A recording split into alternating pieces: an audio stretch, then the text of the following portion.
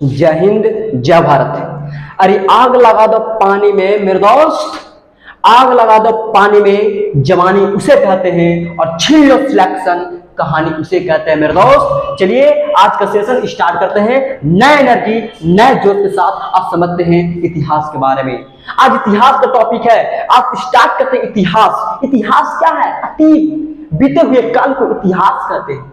अगर कोई कांड अगर कल हुआ है तो वो इतिहास बन गया। इतिहास क्या है? जो कल बीत गया वही इतिहास है। अतीत का अध्ययन इतिहास कहलाता है। इतिहास का जनक हेरोडोटस को कहते हैं। किसको कहते हैं? हेरोडोटस। हेरोडोटस जो व्यक्ति था इतिहास का जनक कहा जाता है। इतिहास का फादर हेरोडोटस को कहा जाता है। जिस प्रकार से केमिस्ट्री का जनक लेबोरेटरी को कहते हैं, उसी प्रकार से हेरोडोटस इतिहास का जनक कहा जाता है। इतिहास को तीन कालखंड में बांटा गया। एक को बोलते हैं प्राग इतिहास, एक को बोलते हैं आदि इतिहास और एक को बोलते हैं ऐतिहासिक काल। प्राग इतिहास, आदि इतिहास और ऐतिहासिक। प्राग ऐतिहासिक एक ऐसा ऐतिहासिक कालखंड है जिसमें पढ़ा लिखा नहीं है। इसमें पढ़ा लिखा नहीं है, इसमें पढ़ाई लिखाई की कोई चर्चा ही नहीं है। उसको बोलते हैं प्राग इतिहास। इसमें कोई लिखित जानकारी मिलवे नहीं किया है, उसको बोलते हैं प्राग ऐतिहासिक। दूसरा होता आदि ऐतिहासिक। इसमें लिखल है लेकिन छोटा ऐसा लिखा है कि पता नहीं चल रहा है। लिखल है, मानता हूं लिखा है लेकिन पता नहीं चल रहा, तो ऐसे को बोलते हैं आदि ऐतिहासिक। मतलब लिख दिया, आज करके देखने करता है। जो बकलोलबन होता है ऐसे लिखता है कि पता नहीं चलता है वो किस कालखंड में आएगा, तो आदि ऐतिहासिक कालखंड में आएगा। आदि ऐतिहासिक काल उसको बोलते हैं जिसमें लिखत है, लिखित जानकारी है लेकिन कोई पढ़े नहीं कर रहा। ऐसे भदर के बुका दिया ना कि पता नहीं चल रहा। आजकल के जो स्टूडेंट है बकलोलबन, वो छोटा ऐसा लिखता है वही पढ़ेगा और कोई दूसरे नहीं पढ़ेगा।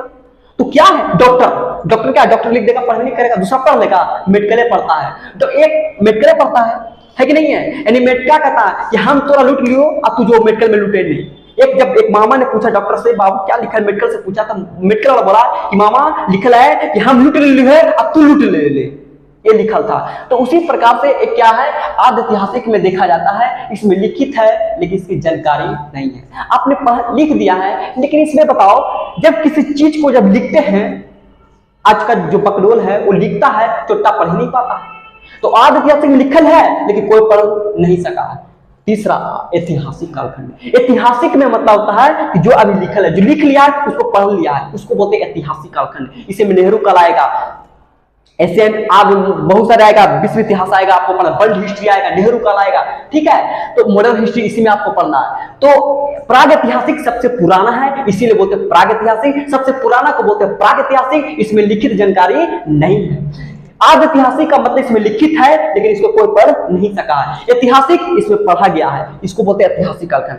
अब बात समझते हैं प्राग ऐतिहासिक। प्राग ऐतिहासिक में इसमें बात करना चाहता हूं कि ये प्राग ऐतिहासिक क्या सबसे पुराना है। अब पुराना का मतलब पूरा पाषाण काल, पाषाण काल के नाम से जाना जाता है, जिसका नाम प्राग ऐतिहासिक। यानी सबसे पुराना अगर कोई कालखंड है तो प्राग ऐतिहासिक है। प्राग ऐतिहासिक को बोलते हैं पाषाण काल। पाषाण काल में इस समय सिर्फ पत्थर था।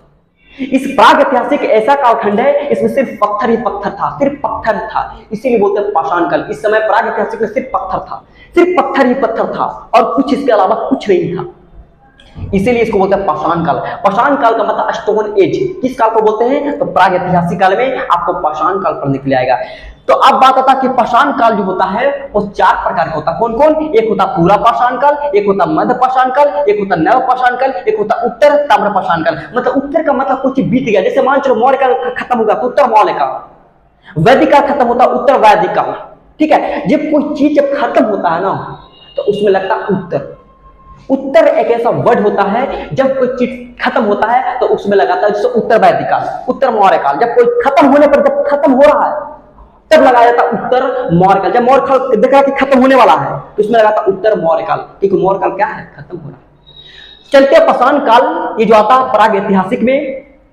पाषाण काल आपको चार टर्म है, आपको पूरा पाषाण काल, मध्य पाषाण काल, नव पाषाण काल, एक होता ताम्र पाषाण काल। अब एक एक करके हम समझते हैं कि पूरा पाषाण काल क्या है। पूरा पाषाण काल की बात करना चाहता हूं। इस समय जो व्यक्ति था वो खाना बदोश था, सिर्फ खाना पर डिपेंड रहता था, सिर्फ खाना है। आजकल का जो बकलोलबन क्या सिर्फ खाता है और पढ़ाई लिखाई से कोई मतलब, खाना है बस, खाली ध्यान छोटा खाए पर ध्यान रखता है। तो वही खाना बदोश था। पूरा पाषाण काल में जो व्यक्ति था वो खाना बदोश था, सिर्फ खाना पर था। खाना खाना है और खाना कल के लिए संग्रह करना, खाद्य संग्रह मतलब क्या कहता है कि खाना को संग्रह करता था। आज खा लिया, अब कल के बारे में सोचेगा। और खाना तो सिर्फ खाना है और खाना को संग्रह करना। आज कल कोई है खाता है और कल के लिए सोचता है कि आज कल कैसे खाना है, उसको संग्रह करता है। तो उस समय क्या था, खाना बदोश था, सिर्फ खाने पर ध्यान था। इसके अलावा उसको पढ़ाई लिखाई भाड़ में जाए उससे को मतलब नहीं था। दूसरा खाद्य संग्रह मतलब खाद्य संग्रह उसी को बोलते हैं। खाना बदोश मतलब क्या, खाद्य संग्रह, यानी सिर्फ खाना पर ध्यान रखता था, इसके अलावा कोई दिक्कत नहीं। दूसरा आखेट करता था। आखेट करने का मतलब होता है कि आखेट करेगा बाबू तभी ना खाना खाएगा, आखेट करवे नहीं करेगा तो क्या खाना खाएगा, नहीं खा पाएगा। आखेट करना। दूसरा इस समय जो व्यक्ति था वो आदि मानव था। क्या था, आदि मानव। आदि मानव क्या था, सिर्फ खाना खाना है, इसके अलावा क्या करना है नहीं करना है इससे कोई मतलब नहीं था। तो क्या आदि मानव था। और इस समय में क्या हो गया, इस समय मानव ने आग का खोज कर दिया। प्राग ऐतिहासिक में सबसे पहले आपको आएगा पूरा पाषाण काल में आग सबसे बेहतरीन हो गया। आग कैसे खोज हुआ कि मनुष्य ने क्या किया, जब पत्थर रगड़ के क्या किया, आग लहरा दी। तो इस समय आग का खोज हो गया। किस समय, तो आपको पूरा पाषाण काल में खाना बदोश था, खाद्य संग्रह मतलब खाना है और खाद्य संग्रह करना, भोजन को संग्रह करना, आखेट करना था। और इस समय जो मेन था पूरा पाषाण काल में सबसे पहले मनुष्य ने आग का खोज कर दिया। आग का खोज कैसे हुआ, पत्थर को रगड़ा, चिंगारी लगा, आग लहर गया। तो इस समय आग का खोज हो गया था इस काल में, पूरा पाषाण काल में। अब इसके बाद आता मध्य पाषाण काल। मध्य पाषाण काल में क्या था कि इस समय छोटे छोटे हथियार, क्योंकि पत्थर जो था ना जब आखेट करता था तो बड़े बड़े था पत्थर पर, तो उसी पत्थर को छोटे छोटे किया तो छोटे छोटे हथियार था। पहले देखो बड़ा क्या था, राइफल था, छोटा काम ही नहीं करता था, लगता जानवर मारे वाला राइफल। आज क्या छोटा गन आ गया, स्ट्रिंग गन आ गया, धर कर माता धांसा मर जाता, मार के धो देता पकड़ के, छोटे जगह में होता। तो क्या अब छोटा हथियार आ गया। तो मध्य पाषाण काल में छोटा हथियार हो गया। दूसरा अंत्येष्टि कार्यक्रम। अंत्येष्टि का मतलब होता है कि संस्कार। हमारे भारत में 16 संस्कार है टोटल। संस्कार की बात करें तो अंत्येष्टि का मतलब क्या होता है, संस्कार बोलते हैं, अंतिम संस्कार होता है ना। एक क्या संस्कार है, जैसे मान चलो कि तू भगवा धारण करता है, ये भगवा भी संस्कार है। मुंडन ये संस्कार है। हमारे भारत में बताता हूं 16 संस्कार है। एक पहला संस्कार, एक अंतिम संस्कार को बोलते हैं, जिसको बोलते हैं अंतिम संस्कार। जो मर जाता है ना उसको बोलते हैं अंतिम संस्कार, अंत्येष्टि कार्यक्रम। ठीक है, तो टोटल हमारा 16 संस्कार है, जिसमें से जन्म लेना वो भी संस्कार है, मुंडन करना संस्कार है, भगवा धारण करना संस्कार है, रामायण पढ़ना वो भी संस्कार होता है, गाली भी देना वो भी संस्कार है। तो कहने का मतलब क्या है, तो टोटल संस्कार 16 है, जिसमें से अंतिम संस्कार 16वां संस्कार जो है वो अंतिम संस्कार है। न कहता है श्री राम नाम सत्य है ना, तो वो संस्कार होता है। तो मध्य पाषाण काल में क्या हो गया, छोटा हथियार और क्या हो गया, अंत्येष्टि कार्यक्रम संस्कार के बारे में चालू हो गया, संस्कार चालू हो गया। नव पाषाण काल की बात होता है, इस समय खेती चालू हो गया। और जब खेती चालू होता है तो ये बताओ रहेगा कि नहीं रहेगा। जब कोई चीज चालू करता है तो रहने के लिए पहले सोचता है।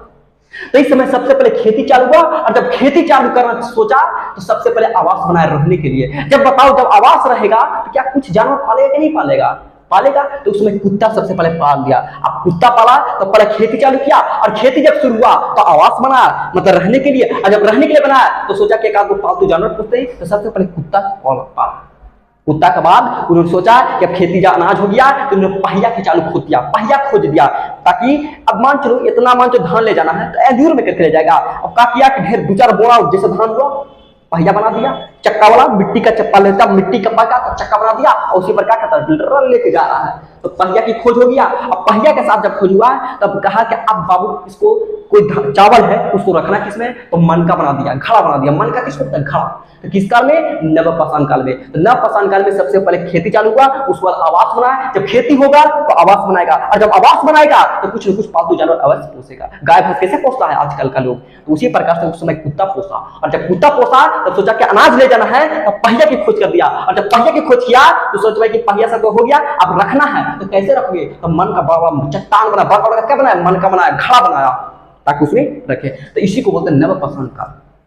अब आता है कहेगा कि सबसे पहले आग का खोज किस पाषाण काल में हुआ था, तो बोलना पूरा पाषाण काल में आग की खोज हुआ था। कहेगा सबसे पहले खेती किस ऐतिहासिक काल में हुआ था, तो प्राग ऐतिहासिक काल में सबसे पहले खेती की शुरुआत हुआ था। कहेगा किस काल में हुआ था, किस काल में, तो बोलना आपको खेती नव पाषाण काल में शुरू हुआ था। अब आता ताम्र पाषाण काल। ताम्र का मतलब तांबा। सबसे पहले कहेगा कि सबसे पहले किस धातु का खोज हुआ, तो तांबा का खोज हुआ था, इसीलिए इसका बोलते हैं ताम्र पाषाण काल।